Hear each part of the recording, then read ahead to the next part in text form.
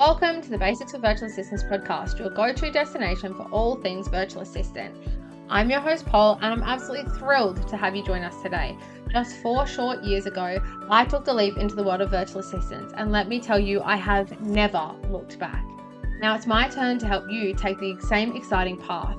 As we explore this world together, I'll be sharing my experiences, insight, and all the valuable lessons I've learned along the way. So get ready to explore the world of virtual assistants, uncover its limitless potential, and let me guide you on your path to becoming a successful virtual assistant. Your transformation into a skilled virtual assistant starts right here, right now. Let's get started. Welcome back to the second episode of the Basics for Virtual Assistants podcast. I'm your host, Paul, and I'm absolutely thrilled to be back for another episode. Today, we're delving into the world of ideal clients and why understanding them is so crucial. So let's dive right in. First, let's clear up what I mean by an ideal client. Your ideal client is your dream client, the type of clients you aspire to work with. It's not just one specific person, but rather a concept representing the kinds of people you want to collaborate with.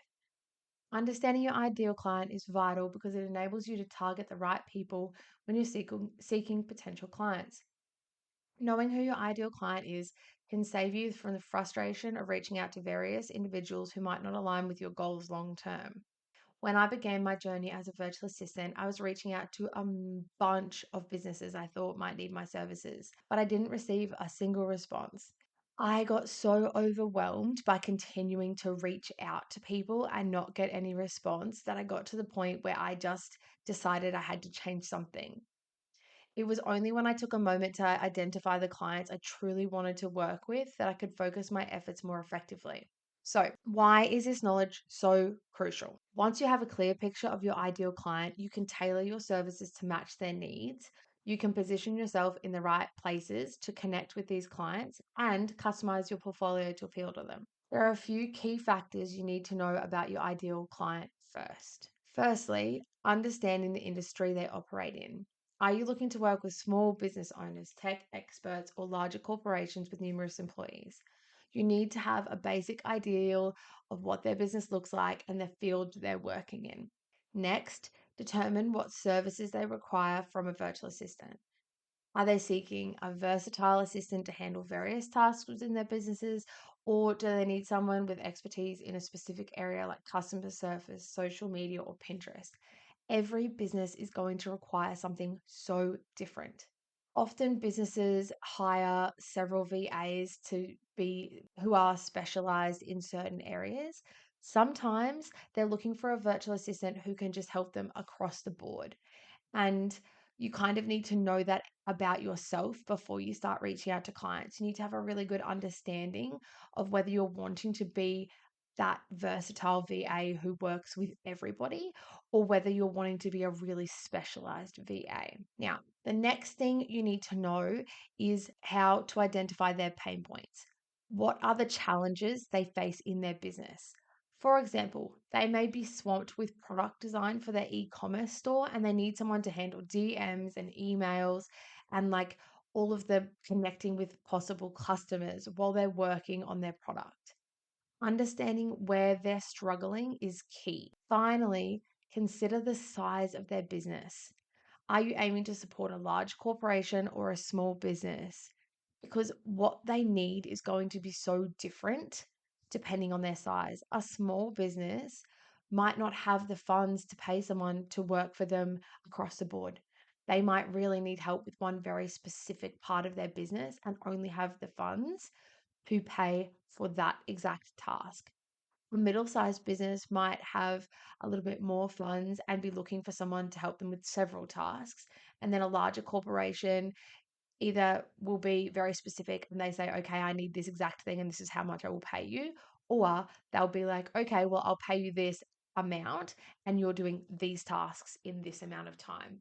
So, you need to consider that about their business before you reach out to them. You either need to have a very clear understanding of what you're going to do, or you need to be flexible in what you're willing to do for that business. Now, working out who your ideal client is can be really, really overwhelming and frustrating and difficult to know where to start. I created a free guide for new virtual assistants. And included in this is an ideal client worksheet where I have questions you can ask yourself about who your ideal client is. It can really help you to clarify exactly who your ideal client is. I personally find that like having the questions in front of me and writing it down on a piece of paper just makes it so much simpler for me. And that is why I created this worksheet, because that's how I would like to work out who my ideal client is. So I have popped a link in the description for you. If you'd like to check that out, you can.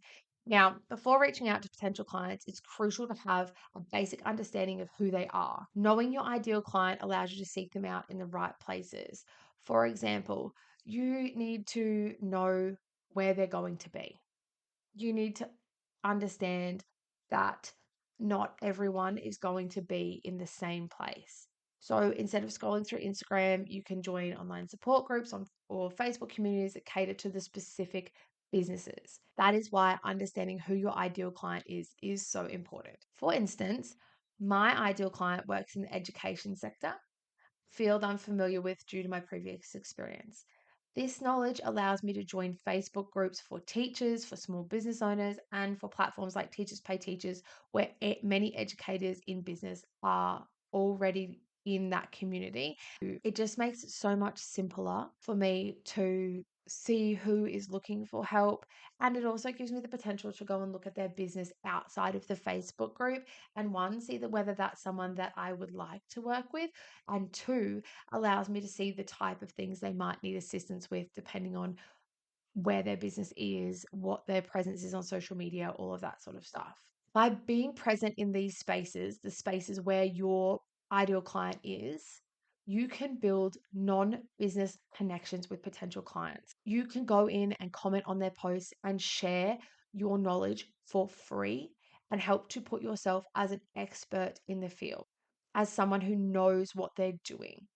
When later they express their need for assistance, you can offer your services without appearing pushy or rude or like the only reason you're there is to get clients. Once you've started to share in groups and your name gets out there, often other people will refer you in that group or that space. Word of mouth in the virtual assistant community is huge. You will probably get more clients via word of mouth than you will from connecting with them yourself, like first. And it allows you to really show that you're willing to share and that you're like a team player in a way, rather than, you know, being in their face and pushing, and a really good place to just start to make connections. This approach not only helps me engage with ideal clients, but also provides insight into the services they need and their pain point. For example, being in a Facebook group for cultural support, for instance, gives me a clear understanding of what people are looking for when it comes to cultural support.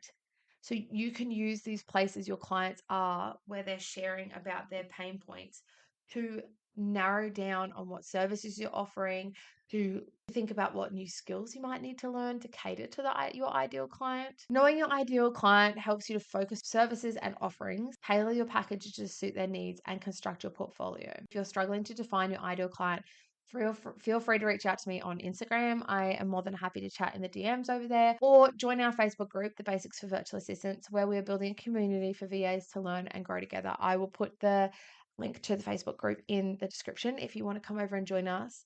Now, let's explore further why understanding your ideal client is so important in the virtual assistant world. You can personalize your services. Once you've identified your ideal client, you can tailor your services to their specific needs. For example, if your ideal client is a tech startup, you can offer services that cater to their tech related demands, such as app management, software integration, and customer support. It helps you to better market yourself. Knowing your ideal client allows you to create marketing strategies that resonate with them. You can create compelling messages, design visuals, and choose platforms that are more likely to attract their attention. Not everyone is on TikTok and Instagram. And if you are just creating content for this place and that's not where your clients are, you are not going to be connecting with them.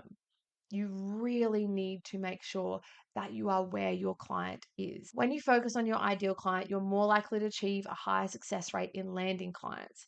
Your services align with their needs, making you a natural choice for them. Instead of casting a wide net and reaching out to everyone, you can channel your time and energy more efficiently by targeting those who are more likely to convert into clients.